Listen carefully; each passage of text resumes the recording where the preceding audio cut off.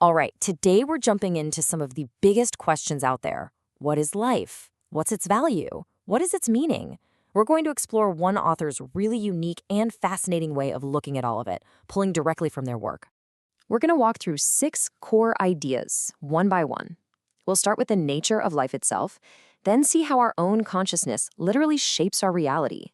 From there, we'll look at a cosmic hierarchy that defines our value and our meaning. And it all wraps up with a really powerful personal story. So, let's start with the big one, the question that pretty much everyone asks at some point. It's a question that's been around forever, and the author of our source material here gives a surprisingly structured and specific answer. Okay, let's dive right in. To really get this worldview, we first have to understand a really key distinction the author makes about what life even is. And it's probably not what you're thinking. So the author splits life into 2 concepts. There's rensheng, which is your current temporary human experience, and then there's shengmeng, which is the eternal life force. The best way to think about it is this. Your current life is just one outfit you're wearing. Your eternal life is the body that's always there, wearing many different outfits over time. The body is permanent, even when the clothes change. To really drive this point home, the author brings in this beautiful classic poem. You see, a single blade of grass might wither and die in the winter. That's like one human life ending.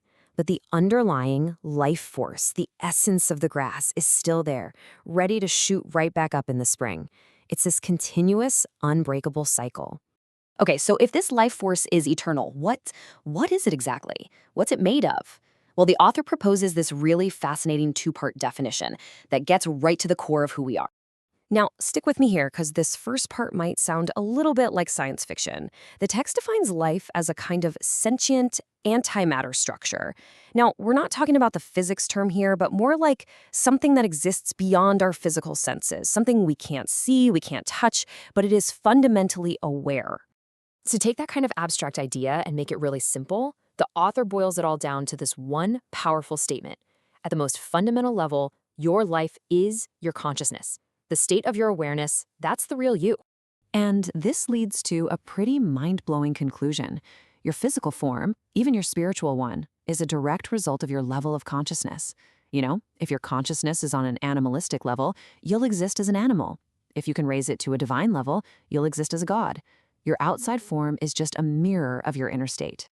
Now, these different levels of consciousness aren't just all jumbled up together. No, they're actually organized. The author presents them in a very structured cosmic order, almost like a pyramid of existence. So, according to this framework, all life exists on a kind of ladder. Way down at the bottom, you've got your simplest forms, like bacteria. Then you move up through plants, animals, and then you get to us, humans. But it doesn't stop there. Above us are immortals and other gods, and right at the very, very top of it all is God.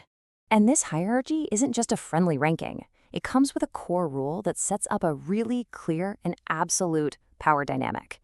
Each level has complete authority over every level beneath it. Think about the power humans have over animals in our world. It's like that, but for the entire cosmos. This rigid power structure, it's the key that unlocks the author's entire definition of life's value. If there's a ladder, well, what's the purpose of each rung? So here's the crucial point. In this worldview, value isn't something you just have. It's something you have to create. And the way you create it is by serving the life form that's on the next rung up the ladder from you. The author uses a very direct and maybe for some a challenging analogy. From this perspective, the value of livestock like chickens and pigs is found in how they serve us, humanity. So following that exact same logic, the ultimate value for a human life is found in its service to the highest being, God. Okay, so if value comes from service, what about meaning? Where does our purpose fit into all this? For this, the author uses a really powerful and creative metaphor. The whole universe, in this view, is a massive, ongoing theatrical production. Every single being, from the tiniest bacterium to a god, is an actor with a very specific part to play in this grand show. Your meaning? It's found in playing your part. But, and this is a big but, it doesn't mean you're just a puppet. While you have a role in the big cosmic script, you also get to be the writer, the director, and the star of your own personal play.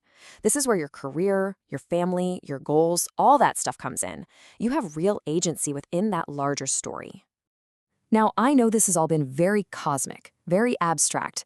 So to bring it all back down to earth, the author shares this deeply personal story that shows exactly how this philosophy worked in their own life. It's a real-world example of total transformation. The author describes their life before a near-fatal car accident as confused. The main focus was just on making money for their own small family. But that accident, that was the watershed moment. After that, everything changed. Life became clear, and the mission went from serving a small group to serving all of humanity, a much higher purpose. I mean, just look at this shift. It is absolutely night and day. Before the accident, value was defined by personal material wealth. After, it was completely redefined as service to a higher cause. That one single event totally reoriented the author's place on that cosmic ladder. So let's wrap this all up. If we boil this entire worldview down to its core, it's these two things. Life's value is created by serving what is above you, and life's meaning is found by embracing and playing your unique role in the universe's grand drama. And that leaves us with a final, really powerful question to think about. It's not about whether this philosophy is right or wrong. It's about what it makes us ask ourselves. If your life is a performance on a cosmic stage, what role are you choosing to play? And who or what are you serving?